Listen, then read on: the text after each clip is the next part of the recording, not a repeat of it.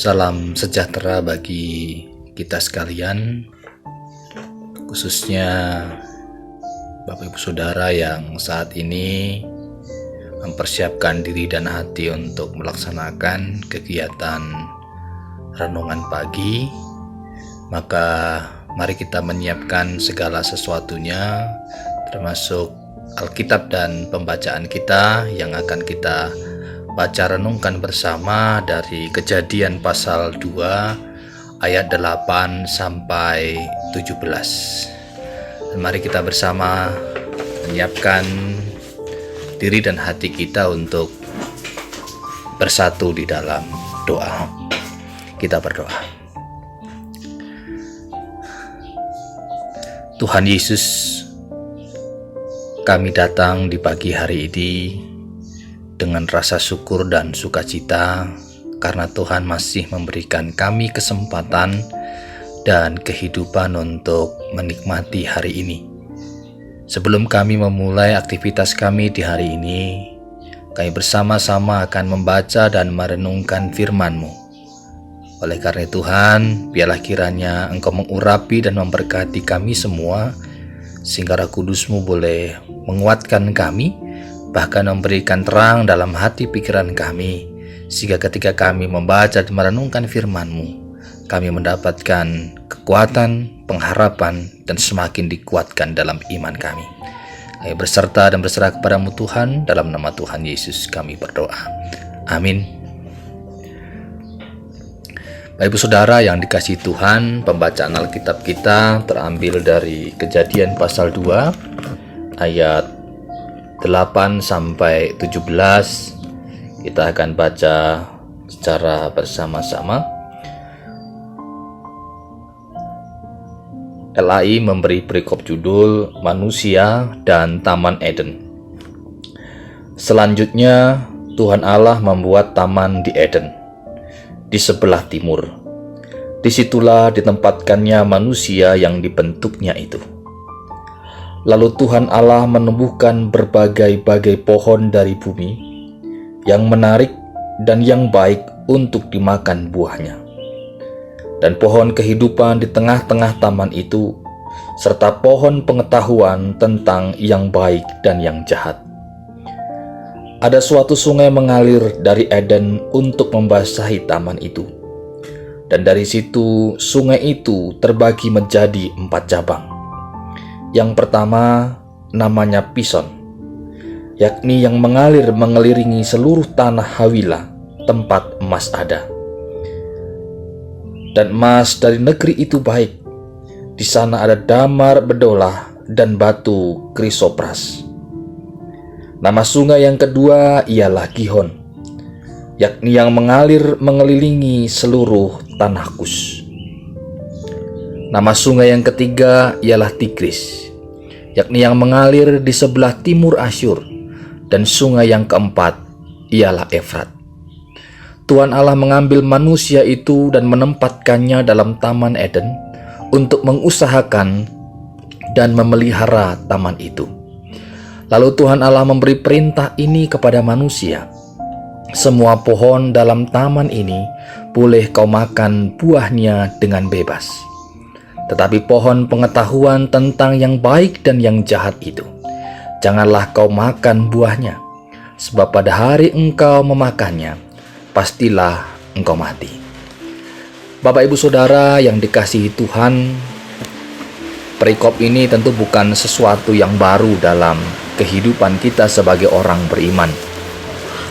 Tetapi dalam perjalanan kehidupan kita, firman Tuhan terus dibaharui. Bahkan ketika kita membaca sekali lagi, dan sekali lagi, maka kita akan menemukan makna-makna yang baru dalam Alkitab atau firman Tuhan ini. Oleh karena itu disebut sebagai firman yang hidup. Nah, Bapak Ibu Saudara, dalam perikop tadi disampaikan bahwa ketika Tuhan membuat Taman Eden, maka ini menjadi sebuah rangkaian dari kisah penciptaan Tuhan yang berbeda memang dengan Kejadian pasal 1. Tetapi yang mau ditekankan dalam perikop ini adalah ketika Tuhan menciptakan segala sesuatu dalam kehidupan kita, itu bukan tanpa tujuan, bukan tanpa maksud, tetapi ada rencana dan kehendak Tuhan yang akan Tuhan nyatakan. Nah, melalui perikop ini yang menarik dalam pasal 2 ayat 15, bahwa ketika Tuhan sudah menciptakan Taman Eden ini, Tuhan Allah mengambil manusia itu dan menempatkannya dalam Taman Eden untuk mengusahakan dan memelihara taman itu. Di sini kita bisa melihat bahwa Tuhan yang menciptakan manusia, kemudian Tuhan yang membuat Taman Eden ini, itu menjadi sebuah satu kesatuan yang tidak dapat dipisahkan. Bahwa Tuhan menempatkan manusia, bahwa Tuhan mengambil manusia itu kemudian ditempatkan di Taman Eden, tentu punya tujuan, tentu punya maksud, tentu punya rencana. Nah, oleh karena itu di dalam ayatnya tadi dikatakan tujuan manusia ditempatkan di Taman Eden itu adalah untuk mengusahakan dan memelihara taman itu. Jadi manusia ditempatkan di Taman Eden bukan untuk dirinya sendiri, tetapi dia mengusahakan dan memelihara taman itu untuk keberlangsungan dan keberlanjutan hidupnya. Nah, di sini bukan cuma sekedar juga berbicara tentang hubungan manusia dengan taman itu, tetapi di sini juga menekankan tentang hubungan Allah dan manusia. Nah, SBU memberikan perikop judul bahwa pembangunan kehidupan manusia. Dalam pembangunan kehidupan manusia yang dibutuhkan, yang pertama dalam biasanya orang mengatakan itu adalah harus ada tempatnya, atau kalau orang Jawa mengatakan ada papannya, di mana dia akan ditinggali, di mana dia akan ditempatkan. Disitulah yang menjadi salah satu awal bahwa manusia itu bisa ditempatkan atau menjadi hidup di dalamnya. Nah, kemudian segala sesuatu yang diperlukan oleh manusia itu sudah ada atau tersedia. Maka Tuhan ketika menempatkan manusia di situ, Tuhan sudah ciptakan dulu, sudah Tuhan buatkan tamannya dulu. Sehingga ketika manusia sampai di situ, maka segala sesuatu yang diperlukan manusia itu sudah tercukupi, sudah terpenuhi.